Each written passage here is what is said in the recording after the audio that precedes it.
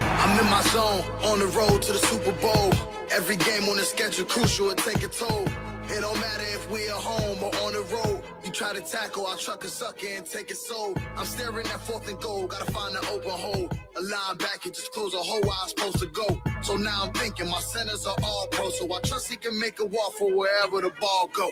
Tap the cue on the shoulder, that safety is coming over. I see that look in his eyes. If he slip, I'ma slide right under the tight end, curl over the right end. Long as the wide receiver block for me, I can jump right in.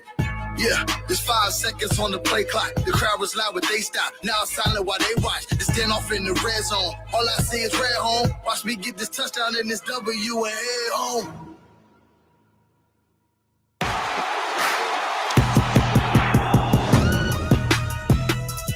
Welcome in, Cowboys Nation, the Cowboy Game Day Live. Jesse Holley, Skywalker still. Amen. Week 17, Dallas against Detroit, and what I'm dubbing the Ring of Honor game with Jimmy Johnson getting inducted, and a very important game for back-to-back losses. But it'll be fired up down there at AT&T Stadium.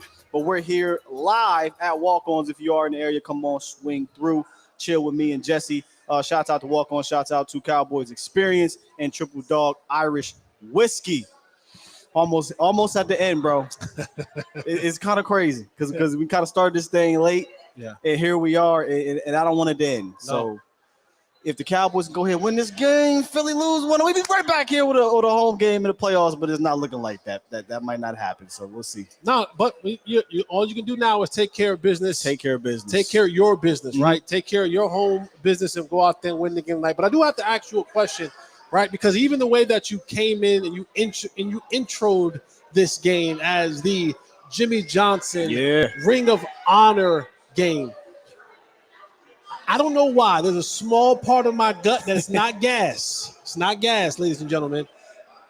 Do you feel like the Ring of Honor and all that it entails is bigger than the game itself? 100%. Yeah, and that's scary to me. Yeah, well, and I'll say this. It's bigger to the fans. It's bigger. It's probably to Jerry, to be honest with you. That's wild. It's probably bigger to Jerry. I'm seriously, because he could have did this earlier in the season. Right. He decided to wait to the last. This 20 years ago, honestly. Well, yes, that is definitely the truth. It's long overdue. We've been joking around about the whole curse thing, but it is. I'm gonna be honest. I try to focus on the game. I study the film. We analyze it and everything like that. But like you just said, there's also that part of me that says, man, Jimmy's finally getting in. And I think as fans, especially the old head fans, right, and the players. Don't say old head and point to me. I know we ain't even that. I felt like you said old head and you did the hand like old head fans. Old head. I did kind of. You ain't even a fan though, so now you can't. So you can't really. Not, so but don't point the hand at me so when you said old head. The old head fans, right? This really means something to them, you know. Let me explain. I am not a fan. No, I am a Cowboy. Those are two very different things. So don't be like, see why he doing the show? He ain't a fan. No.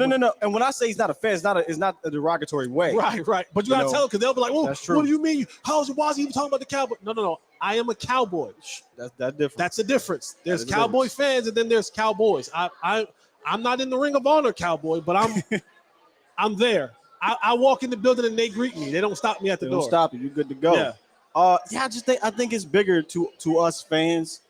I hate to say than the actual game because they're coming off back-to-back losses, but I'm being honest, chat. Correct me if I'm wrong, but Jimmy getting in is it's a huge deal because of what he meant what he means, right. I should say, to this franchise, bringing them back to glory, and then how it ended. You know, was I outside? Yeah, I was outside, but I was outside playing football on gravel and free for all and stuff like that. Yeah. I wasn't listening to what Jimmy was saying, you know, about they call and the meeting they had and cussing up a storm at each other. I'd come back in and be like, oh, Barry Swiss is the coach. Cool, I'm going back outside. Right. I wasn't really understanding what was going on, right? So this means a huge deal. Speaking of the old school fans, shouts out to Big E. I'm pretty sure he understands the meaning of Jimmy Johnson getting the Ring of Honor. So, yeah, I hate to say it kind of because games should mean more than somebody getting inducted. but I think this one means more. So my question now is, how do you feel that is being solicited, right? Because I've been in the building all week. I do my show from the Star all week, and I can tell you personally that the Star has been lit. There's been a buzz. There has been an electricity that you can feel, that's palpable, that's tangible. When you're walking through the halls and you're like, oh my God, there's Troy Aikman eating in the calf. Here's Coach Campo. There is this person. There is that Everybody person. coming in from the 90s. Yeah. All these guys are coming in. Coaches are coming in. There's big media crowds, and the media trucks are there. I mean, it's an all-out thing that is happening this week.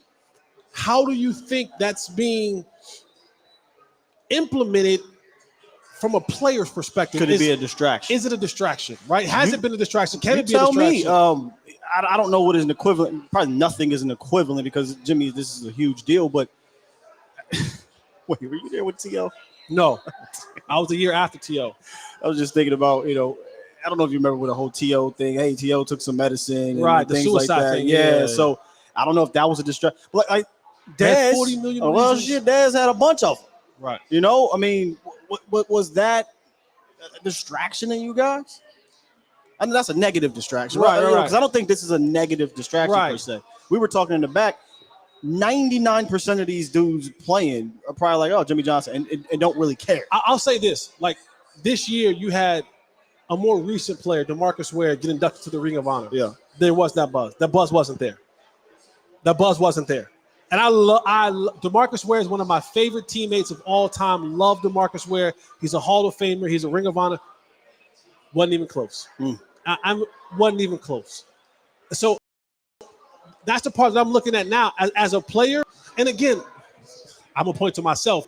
As an old school, as an older player, things were different, right? Like, even when I was playing, we had social media, but we didn't have social media at this height. Well, like this. Right? And then you had my locker rooms were a bit older, right? We had older players in the locker room who understood their assignment, understood what to do, how to really separate the distractions, how to separate the other stuff from what was important.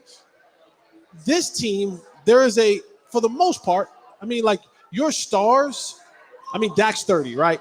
CeeDee Lamb's 25 years old. Oh, this Micah's 25 years old. Your stars are young, right?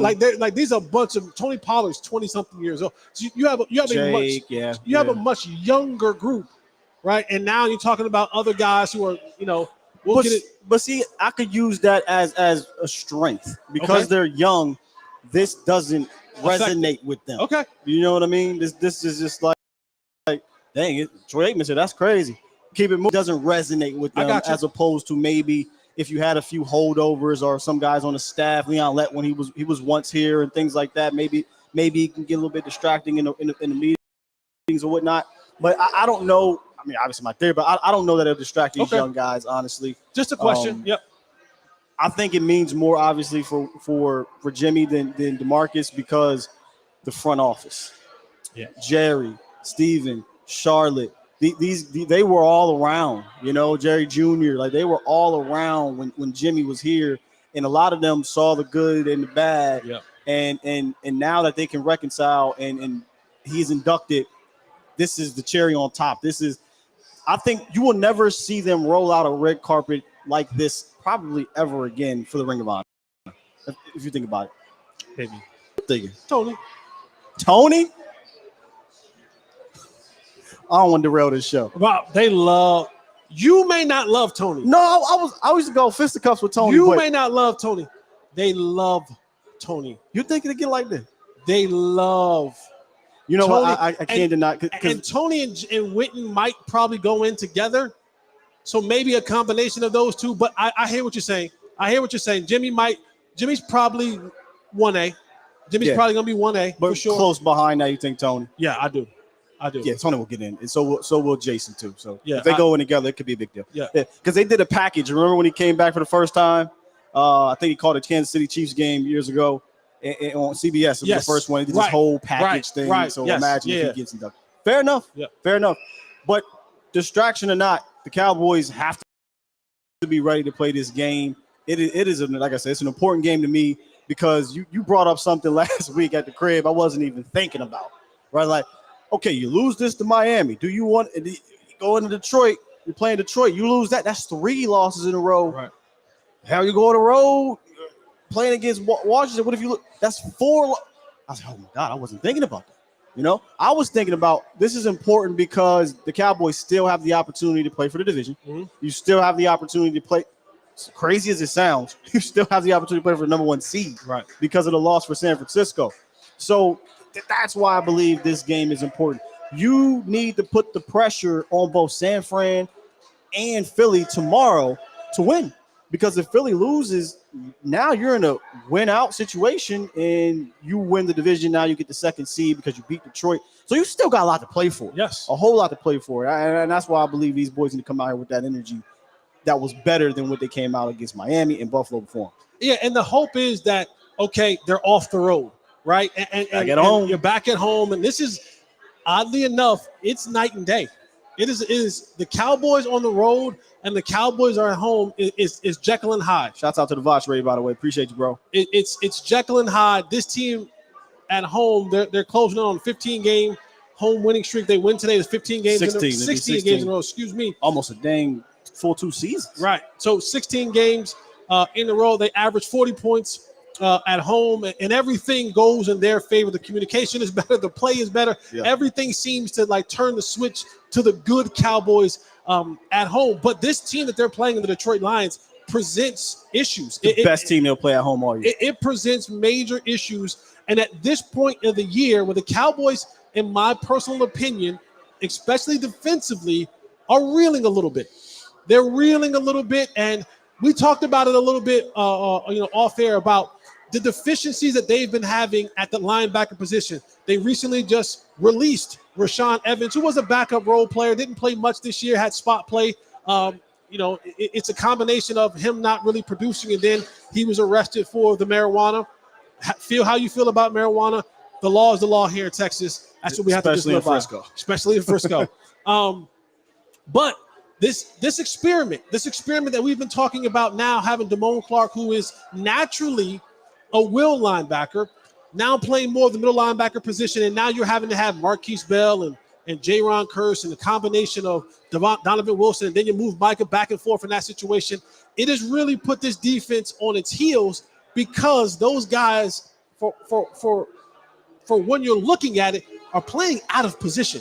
Absolutely. And now at this point in time of the year, when you get against these really good football teams, Detroit being one of them, and how they want to run the football, this poses to be a really difficult matchup for the Cowboys defensively, because you're going up against one of the best offensive lines you'll face, and then they have a combination of running backs who are top 2, the only group of running backs who are top 12 in the National Football League, and average together average per carry and yards each one of them. So that's coming at you all day long.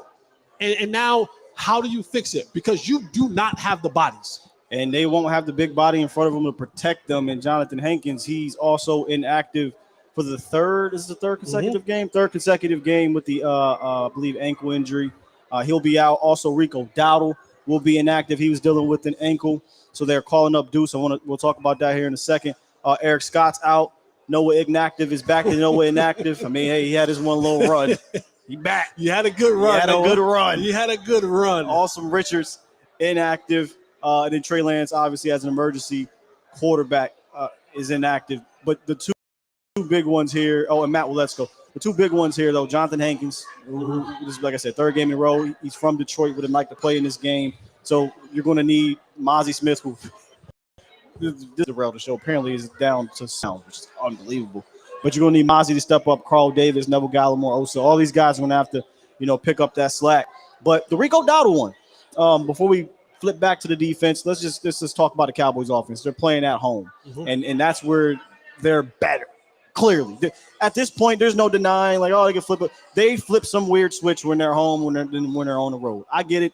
Across the league, you probably get the same, situation where you're better at home, but the Cowboys are here at home and they're here on the road is unbelievable. But you've been, kind of having some fun with Deuce Vaughn this year. He's been inactive for the last 10, 11 weeks. And with Rico Dowdle being out, Malik Davis, they don't want to call up because he's out of call up. So you have to act the roster. Yep. And who you cutting, right? So I'm torn on how they're going to do this because this Lions defense, as we get down to breaking down this lineup here, right, or breaking down this matchup, this Lions defense is really good against the run. I think they're fourth overall in total yards allowed, fourth in yards per carry against the run. You're at home. You're a better passing team. I like the Cowboys' pass offense against their secondary better. But Coach came out on the radio, McCarthy, and said, yeah, Deuce will get a call up, and we have a plan for him. I never heard him say that about Rico. Have you ever heard him say that about Rico? I got a plan for Rico. He said I got a plan for Deuce. Deuce hasn't really gotten an opportunity this year. It's always been in garbage time. The only time he got a mini opportunity was against the Jets.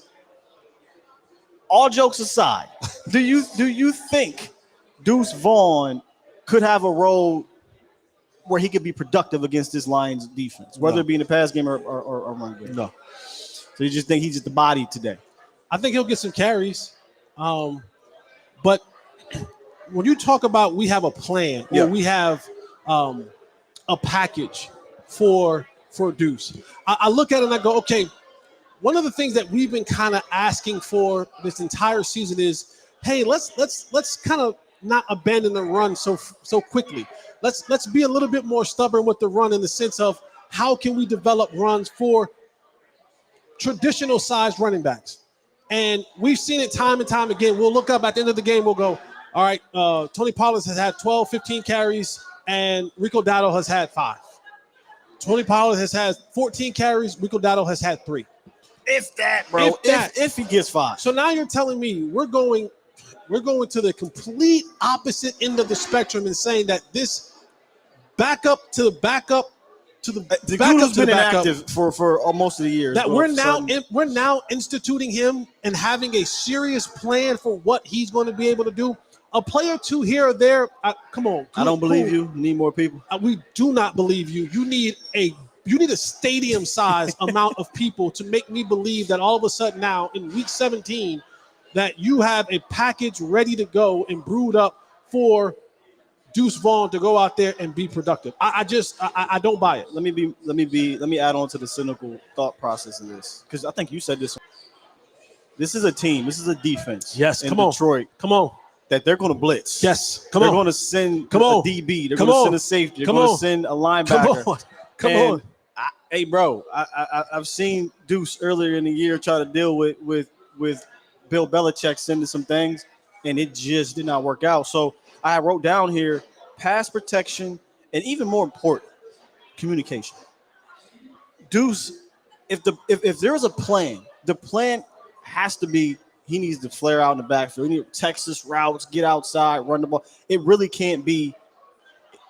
I'm counting on him to pick up communication. I'm counting on him to pick up pass protection, blitzes, identification. He hasn't played enough. He hasn't played enough for me to earn the trust that he's going to be able to pick up these blitzes. That will come in these crazy looking ways. Like, I'm not saying this is the old school Eagles, right, where Jim Johnson is just blitzing in the A-gap all the time. No, they'll send Melifanu, they'll send Sutton, they'll send corners, they'll peel back their tackle and send the line. They're going to send blitzes at the appropriate time, and 42 is going to have to sort those things out. So if there's a package, I don't think it's a third down package. I think that's going to be Tony Pollard, because Tony Pollard has done a pretty solid job this year. I don't believe, as much as I want to, small is what they call them. I'm all for the short kings and everything, right? Trust and believe me. It's just I got to see it tonight to believe it. And you even look at Hunter, right? Who a lot of people. He's another guy that got to count on today. Well, he's another guy who missed blocks last week. And he missed blocks. He missed blocks all year, but you see what I'm saying? So this is a guy who's actually been in a little bit in rookie. The rotation, right? Like, he's been active, he's been up, he's been in the meetings with the mindset of that I'm actually going to go out there and play. But it's when you get on that field, there is 1,000 things that's coming at you. Like, your mind is racing, especially for a guy who hasn't played much, right? Like Deuce has been healthy scratches for the large majority of the season. Yes. So when you actually get in the game, I'm speaking from experience. You get in that huddle and you can know your plays, but the crowd is cheering. right? The guys in there they're breathing hard, they're sweating, it's going all crazy. It's going all crazy in the line of scrimmage. You hear the play, right? It reminds me of when Jalen Tolbert lined up last year against lined up at safety. He looked at the ball, you're just like, and I'm like, I know, like it's funny we made. Yeah. I know what's going on in his mind. I got this route, this depth. Oh, what's that? Is it a hot? Is it a what? So now when you Deuce Vaughn and you line up in the backfield and you see that safety a lot of times Detroit will play that safety closer to the box, and all of a sudden he start moving and you start seeing creepers over here, and now all of a sudden linemen are calling out stuff, and you see Big Tyrant smacking himself on the hip and saying, hey, I'm gonna protect inside, you go outside, and things are happening all there, and then all of a sudden you go, wait, what's the snap count on? Yeah. And then now you sitting out, I forgot the snap count, so I can't move really until the ball is really snapped. Then the ball gets snapped, and all of a sudden you start seeing people moving. And now you're like, oh, and now Tyron did this and hoping you keep the outside, but you stepped inside because they fainted like they was going to come this way. Now here comes the rushing off the edge, and now all of a sudden you late getting back there. Dak Prescott, now he sees it. Now he got to step up. Oh, I missed my window for that pass already. Now so those are all the things that begin to happen in these type of situations. So having a plan for Deuce Vaughn, I don't know what it could be. I don't believe it. But he's going to have to play today because Tony Pollard's not going to play 60 snaps, 70 snaps. He's going to have to get on the football field, and he's the kind of guy that you just can't hide in these situations. Quickly on the other side of that with Deuce Vaughn, if he's going to be productive tonight, how are they going to have to use him if he's going to be productive? Get the ball to him in space. Yes. I call him a satellite player, even though I was not as a power runner, but because that's what he did at K-State. But I do still believe he's a satellite player in this league. Get him out there in space and allow him to use that quickness. Yeah, that's your best bet. If you're going to use him tonight, if you have a plan for him tonight, it's get him the ball in space. One more thing on the running back situation. I got this weird feeling today we'll finally see them use the quote-unquote stable, where I'm a big fan. Miami did it to perfection. This is what I mean by it. And I get it. Moser got hurt. When they needed to run the ball at the end of that game, Jeff Wilson's big ass got the ball. And he was just boom, boom, boom, boom. When they needed to put the ball in space, A-Chain got the ball. When they needed to throw it out the backfield to somebody, Moser got the ball. Like, they used the stable. It's got this strange feeling today. You'll see all three of these running backs involved. Will it be productive or not? We don't know, but I just got this weird feeling. It'll be like a 20-touch day, including the passing. And all three of these guys will have at least 4 or 5 touches. I just got this weird. I don't know if they'll be productive. I got a weird feeling they'll all be involved today. Where I do think this team has a massive advantage, even though I do think the kid Melifuanu is coming on. He had a really good last 2 games. He was a star against Minnesota. This guy is a wild card in a secondary that I think is a bit suspect. But I do think that is where the Cowboys have a huge advantage, especially at home. CeeDee Lamb, Brandon Cooks, Jake Ferguson. I think these guys can get busy, man. Brian Branch, a fantastic young rookie. I like him a lot. Aiden Hutchinson is really the one, though. If they can block it up, and I know it's easier said than done, definitely given what's going on. However, I forgot to bring a Barry in the damn lead. Tyron Smith's playing in this game. Yep. So that's awesome. So Tyron Smith's playing. But if they can chip Aiden Hutchinson, based off what I saw, I want you to tell me what you saw when studying these opponents. I love the matchup of airing it out on these boys. They're 24th in yards per pass attempt in the league. They give up. They're 24th in scoring. So it's not like this is a shutdown defense. Where they're shut down is against the run. Right. So I love this matchup. They just have to block it up for me. Yeah, and for me, I'm right there with you. I agree with you. And what they try to do with Aaron Glenn is that defensive coordinator. Yeah. Aaron Glenn, when you look at what the league has become now, for the teams that play zone defense, right? It's the biggest thing is how are we communicating when we're passing guys through the zone? And I think there are times for what the Lions do, they sometimes get mixed up. Yeah. The communication isn't always there when they're passing guys through the zone, and that allows you to have guys open. That allows guys to run free at times. And I think, to your point, if you can chip and you can kind of slow down Aiden Hutchins, who to me, I'm not worried about Aiden Hutchins as much as I would be worried about a guy like Myles Garrett or Nick Bosa or one of those type of good. I do. I think he's as good. I think he isn't as naturally talented as the others. I think he plays with a great amount of effort. I think he plays with a great amount of motor. Those guys, no. But when I think about a fearful pass rusher, now I'm not saying that he can't get home. Now, when I say this now, he'll have 5 sacks. But when I see him, I'm go, oh, he's blockable. Like, he's a blockable dude. Who does the matchup scare you? Terrence. That's what I'm saying. You got to help. Yeah. Like, Terrence, you always got to give a little help to that side when you're trying to dial something up. And if you're going to dial something up, I think go ahead and give the help to Terrence, and that way you can almost kind of ensure that that's going to be locked in and locked up. But the ability to go ahead and get the ball down the football field is there for the Cowboys. And by the way, CeeDee Lamb's 3 catches away from breaking the all-time single-season reception record held by Michael Irvin, and he's 180-something yards away from the single-season Cowboy record, also held by Michael Irvin. He potentially get both. He can get them both tonight. So, I know that we lost CeeDee Lamb for 2.5 quarters last week. I hope that doesn't happen in this game again, because there will be opportunities. 100%. And I think the opportunities for me comes in the middle of the football field with this defense. I heard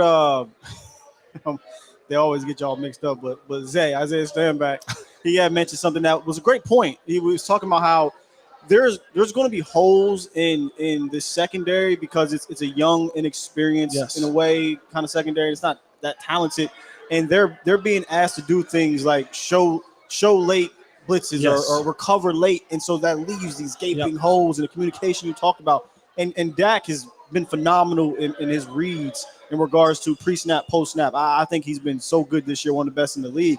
And this isn't Buffalo. This isn't Miami, where I think their secondaries are as good and they're as at being good in zone. These guys are. Aaron Glenn wants to disguise it, right? But he wants to disguise because he wants to send a blitz. Right. He's trying to send a guy, but they play too high 73% of the time when it's a passing down. So that's most teams are going to play that too high stuff. Dak will diagnose that thing. And even Dan said it. Dan said, "Hey man, you can't really trip him up in that sense on a consistent basis."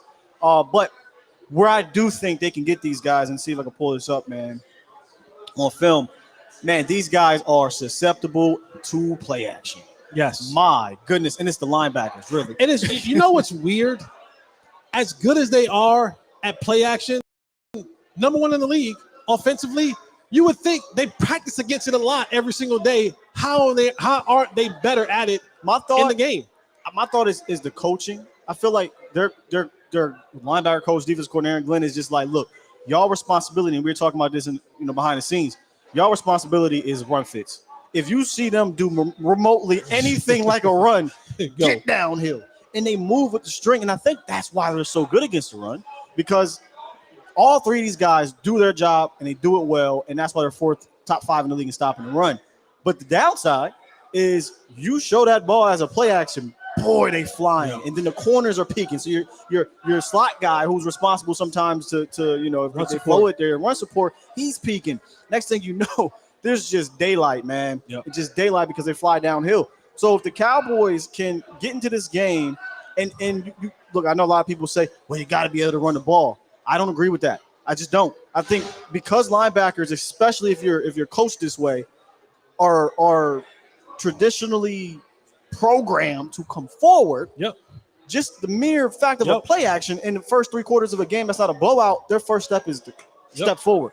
So in watching them in this game specifically, the Minnesota Vikings ran the ball 11 times for 1.5 yards per carry, Jesse.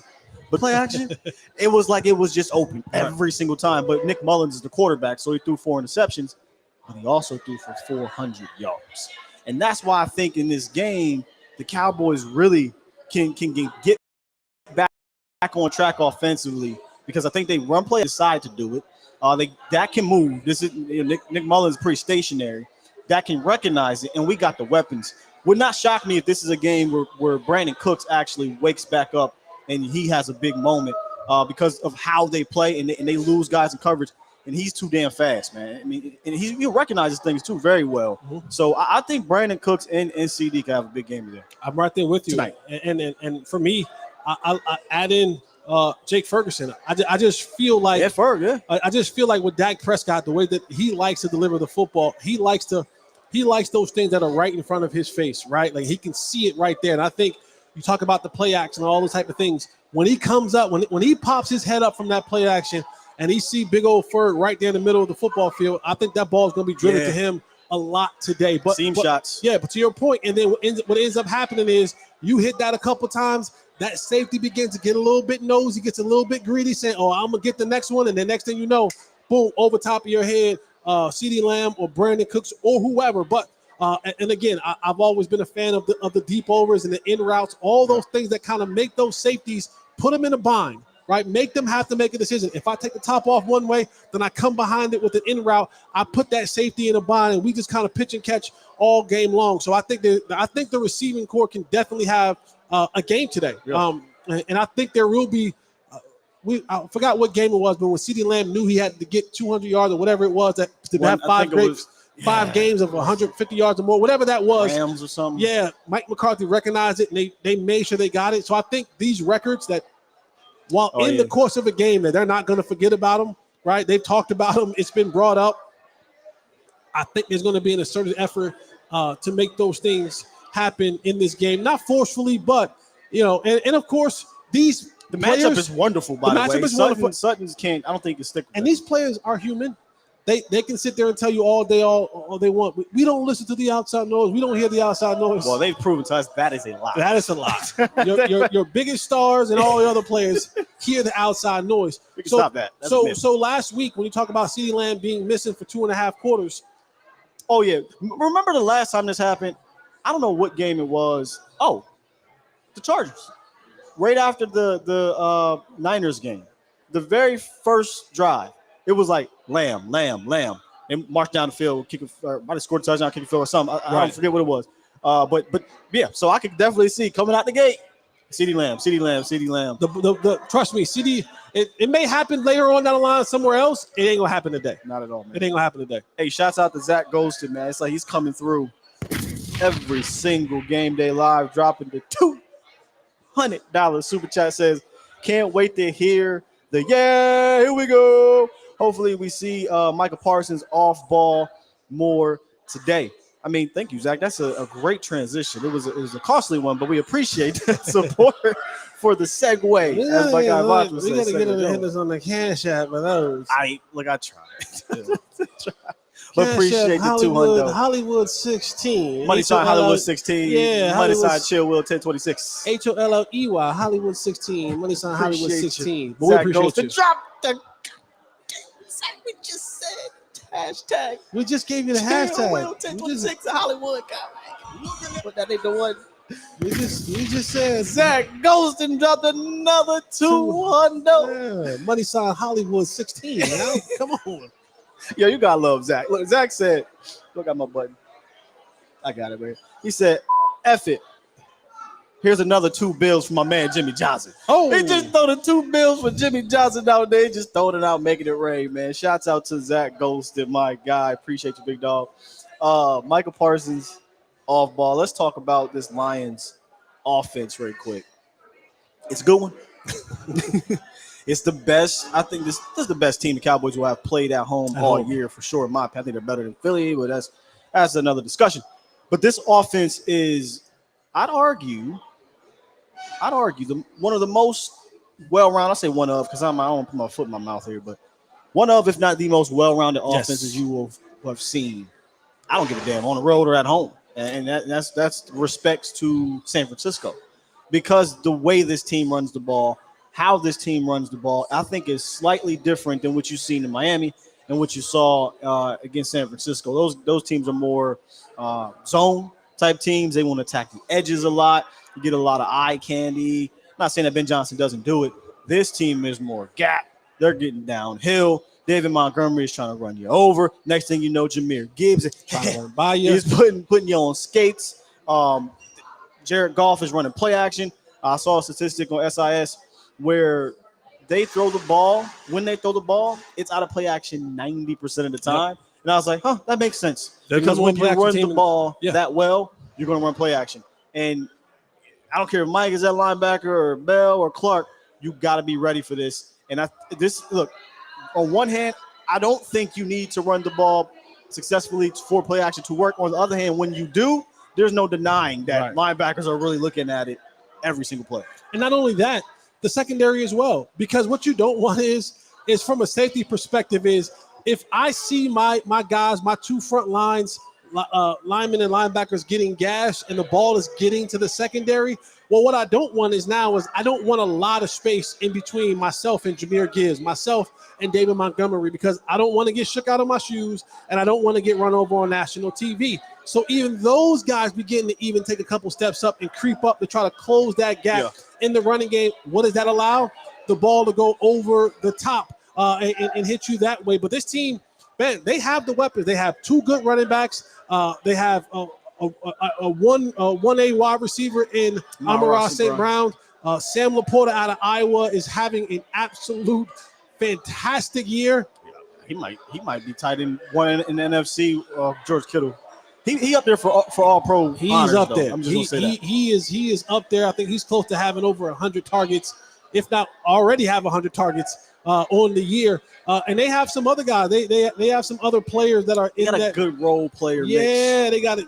Jameson Williams, speed guy. They starting to get him the ball. They starting to get him going a little bit. What's the other one? Was it Reynolds?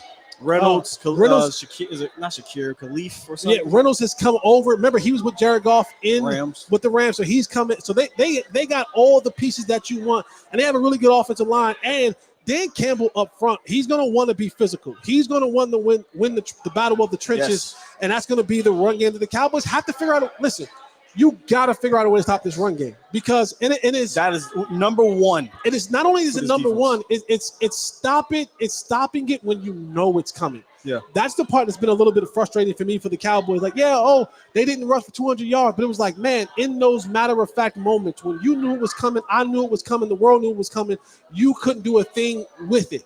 And that's the part that is really going to be crucial for the Cowboys and Dan Campbell's another one of these guys where got to play 4 downs.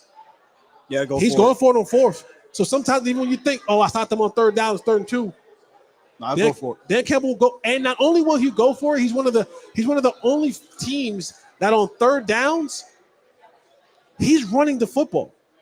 They're not always passing the ball on 3rd down situations. 3rd and 3, 3rd and 4, 3rd and 5. He's running the football on those downs. They can do it. Because they can do it. And he's saying, if I'm in the right field position, I'm running on a 3rd down because for sure I'm coming right back and I'm going for it again on 4th down. So, getting off the field is going to be very crucial for the Cowboys because the way that they run the football, it's I call it body blows. And when you're watching a championship fight, the body blows may not hurt you in the 1st round. And the body blows may not hurt you in the 3rd round. And the body blows may not affect you in the 5th round. But when we get to the 7th and 8th, and we start going into those deep waters, those body blows, what ends up being happening, you start dropping your hands, those elbows start dropping down trying to protect, and then it's boom, you get knocked out, right? And so that's the thing about this, the way that this Detroit Lions team wanted to do you. They kind of just want to say, okay, we're going to soften up that body. We're going to attack that body a little bit. We're going to run the football. We're going to be physical. We'll take our shots in play action. We'll go at Laporta. We'll go at some other guys, but late in the 3rd quarter, 4th quarter, if this is a tight football game, and it might be. That's when you got to look up and you go, are guys like this, are they hanging over on their knees? Or are they on the sideline for extended rest periods? And that's when Dan Campbell goes, I got him. And now Jahmyr Gibbs, when he hits you with that, he's gone. When David Montgomery hits you with that, boom. Now it's falling forward for 5 or 7 more yards. So that's the part that I look at for this run game is not stopping in the beginning of the game.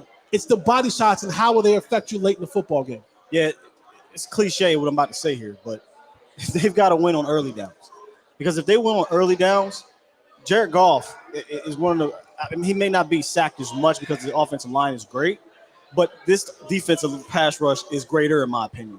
And the proof is in the pudding because last year – the Cowboys played this team at the crib, and they sacked Jared Goff 5 times, okay? And they turned the ball – he threw 2 interceptions in that game, one to who I believe is one of the most, if not the most important player in this game here, and that's Jordan Lewis. It was one of my hot takes. I think J. Lou against Amon-Ra St. Brown is a huge matchup. He plays a ton in the slot. Plays a ton in the slot, over half of his snaps are in the slot. And he's more of a possession guy. 6'1", goes roughly 200, so he's not like a burner, but he's stupid quick, runs great routes. So you need a guy that has the understanding of a route runner on the slot. Strong at the point of catch. Yeah, very strong at the point of catch. Yeah. So J. Lou in that department, right? guarding Amon-Ra St. Brown is going to be huge, but then also in the run game. We saw Jordan Lewis last week against Miami. He was fantastic in the run game. He was like kind of your third linebacker in that game, in a game where we play so many DBs. So he'll need to bring that. I think the difference this week, as opposed to last week, is unfortunately Jay Lou might be seeing a lot more guards or tackles coming after him. And I don't like that, because that's just how when you study the Ben Johnson run game, man, it's so unique. They have these weird traps and gap schemes where they will get a guard or center somewhere that you don't really see in the National Football League. So if Jay Lou can step up in the run game and you got him defending Amon-Ra St. Brown, I personally love the matchups on the outside, because I think if you do put Amon-Ra St. Brown, I like Gilly. I like DaRon Bland. I think they can match up. Reynolds is good. Jameson Williams has the speed. He's the speedster guy. They haven't really found out, though, how to get him going just yet. Even when he got going, he averaged like 8 yards for reception last week. So it'll be important to stop the run, and then the guy that they're going after right after that is Amon-Ra St. Brown. That dude will get 10, 12, 14 targets if you allow him. We knocked him out the game last year, so we kind of got a break. This year, you can't count on that. But the matchup I'm not so confident in, that you talked about a lot, that everybody's been talking about, and we talk about him being potential All-Pro, Sam Laporta versus, we'll just say safeties. I mean, at this point, safeties. And that used to be an advantage for us. It used to be. It's no longer. I think if they put a different safety on him, I like the matchup, but I don't think you'll see that much. J-Ron Curtis, Donovan Wilson, probably had a quiet game last week. He doesn't normally have 2 quiet games in a row. Yeah. When they get down that green zone, money zone, red zone area, they're looking for Sam Laporta. I mean, deliberately, and you have to know that. So you have to be ready, because what we don't want to see is a George Kittle situation where you get 3 touchdowns scored on you. So a matchup I actually like, Amon-Ra St. Brown versus Jay Lou. A matchup I don't, for me, is Sam Laporta against the safeties now. Yeah, you talked about last year the Cowboys were able to get 5 sacks on Jared Goff, and then also the 2 interceptions. And I looked at the game, and as I was watching film, you talked about they like to run this play action. And one of the things that I realized that they like to do, and this is a credit to what they do, what Ben Johnson does. By the way, fun fact, I probably said this already one time already. I know I said it on my other shows. Fun fact, Ben Johnson, University of North Carolina Tar Heel, was my teammate back in the gap. The one you didn't know, right? And I didn't know. I found out when I was doing my studies a while ago. Told me last week, I think. Yeah, I was like, didn't know, but I was like, wait a second. So Ben and Arthur Smith. Yeah. But what they like to do in that play action, you'll see a lot of this. You'll see the play action pad. You'll see the play action motion. And then there'll be this semi kind of rollout, and you'll see Jared Goff. This shows you his arm talent. He'll stand on that far right hash, and he'll want to throw that out route all the way to the left sideline. Please do with DaRon Bland over there. And that's what I'm saying. I said, if I'm calling my shot for an interception or turnover to happen, it's Amon-Ra St. Brown, who runs a lot of out routes, a lot of routes that he kind of, likes those type of things. It's that long pass. Now, Jared Goff has the arm and the ability to drive that ball in there, but it's the pressure, right? What happens when you have this set up and that pressure comes and you can't step into that throw? That ball it sails. It's a little bit late. It's left behind. I can see DaRon Bland, even Stephon Gilmore, but more so DaRon Bland being able to step in front of that and get an interception. So I'm calling my shot today. That if it comes, it's going to come in one of those type of situations where you see the play action and he's trying to drive the ball from that far hash. You want to know a quarterback's arm talent? They always say, can you throw from the far hash, throw the out route 40 yards? Because it's a 45-yard throw from the hash to the sideline. Can you make that type of throw? That's where the pick six is coming. And that's what they want to do a lot of times in that play action when he comes out of that semi-roll. So I'm looking forward to kind of seeing how that's played today by the Cowboys defense. I say bring that on. Yeah. Bring that on.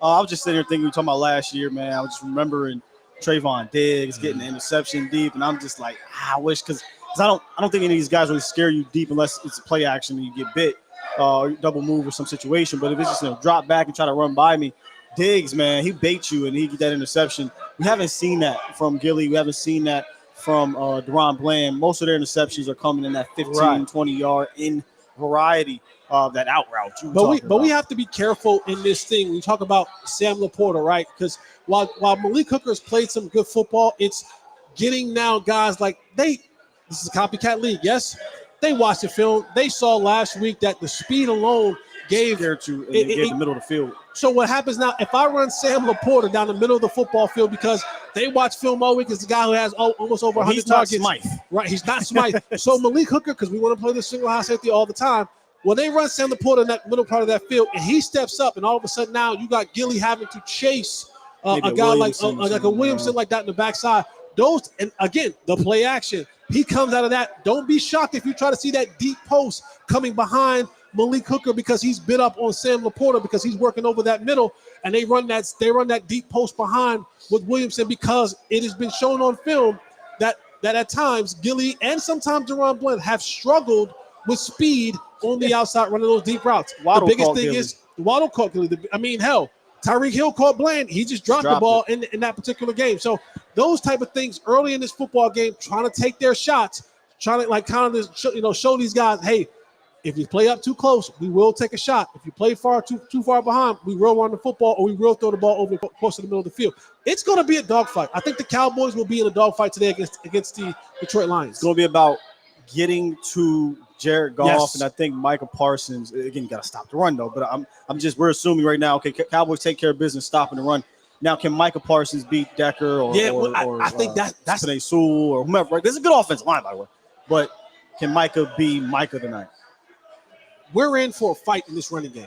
Like I'm just telling you, right? Yeah, I'm not saying they will. I'm saying let's pretend they do. Right, but I don't want to just gloss over it because sure. We struggled. Like we've struggled the last couple of weeks in the running game, and it's different in both of the games that we struggled. And for me, right, like last week it was struggling at the end. Right. Yeah. And then it's like, oh, well, we've been attacked on the inside, we've been attacked on the outside, and like you said earlier, the way that Ben Johnson and Dan Campbell want to run the football, they run it in a different variation than what the Cowboys have seen the last couple of weeks when they struggled. It's definitely different. It's effective for them. And you have two home run hitters. Like we try to say that David Montgomery is the thunder of the Thunder and the Lightning. He make you miss. He got lightning too. Yeah, he got a 75-yard one to the house as well. Like he can get on his horse and run by you as well. But he'll definitely thud you up, in the hole. So gotta wrap it up. Yeah, gotta wrap him up, man. Yeah, we're at that portion of the show where we talk about the Cowboys win if, and I've been thinking about this one a lot all week, and I'm gonna get back to kind of the basics for what Dallas has done, and pretty much are undefeated when they do this. Cowboys win if it's almost a guarantee if they get off to a fast start. The statistic popped up last week as Dallas got to the 1 yard line. Cowboys are 6-0 when they score first, right? Now, fast start doesn't necessarily have to mean score first. It can mean you get to stop, then score. But they're 6-0 when they score first. When Dallas is at home and they get off to a fast start, it's not just a regular start. It's, oh my gosh, 33-3 at halftime, right? So if they can get out here and get going fast, as much as I believe in this Lions talent, it's just something about playing at home. These guys are revved up, Jimmy Johnson, whatever you want to call it, that this could get out of hand quickly. So Dallas will win if they get off to a fast start for me, Jess. Yeah, and maybe this is low-hanging fruit, but it's the fruit that I want to pick today, and it's, I think, the most important piece of fruit that they have in the basket right now. Cowboys got to stop the run. Listen. But that's real. That is period, point blank. When we come back at halftime and we come back at the end of the game, the run game will be the massive one that we talk about. Whether the Cowboys have stopped it or the Cowboys have gotten run down. I think Dan Campbell and his approach, the way that he feels, Ben Johnson, they're saying we are going to dominate these dudes up front. We're going to be meaner. We're going to be tougher. We're going to be more physical. We are going to be the dominant figure today. Dan Campbell wants to go out there and say, F this party. Yeah. F this ringer out of party. He's a former Cowboy too. He understands. Yeah. F this party. We are the party crashers. We just won a division last week. We're not letting that be where we stop. Yeah. We're coming in here. They're the standard. F this party. F them. We're going to beat them up. I think Dan Campbell they need to wants to make this game. That's pissing me off. I'm not even a player. He wants to make this game a fight, a junkyard dog brawl. He said bites your kneecaps. That's the kind of game that Dan Campbell wants to play today. And I think he's going to try to impose his will up front early and often and make an example for teams to see, here's what Detroit is coming with for the future, and let Cowboys know y'all aren't as physical as we are in the trenches. Maybe it ain't just stopping and running. Maybe it's the Cowboys need to be biting the kneecaps and F them and F that. If they come out with that energy, this could be in Cowboys' favor big time. Yep. Because Dan is going to – their Dallas needs to play like that. And they do play like that at home. 7-0 at home, averaging 40 points. I don't necessarily expect that to change. But on the other side of the ball, can you stop them? Because if you do that, then this thing could be a runaway. Yep. We'll be back here at halftime, but this has been the pregame show brought to you by Walk-Ons, Cowboys Experience, and Triple Dog Irish Whiskey. And at halftime, by the way, we'll also be looking at the Jimmy Johnson Ring of Honor inductee ceremony going on. So we'll have that as well. But make sure you are here with us as we talk about what happened in the first half. And then, of course, join us on the post-game show as well. Kickoff is coming up in about 3 minutes. Cowboys Nation, if you are at the game or if you're at the crib, if you're in the bar, I always say this, be loud, be proud. Represent, man. We out of here. Peace.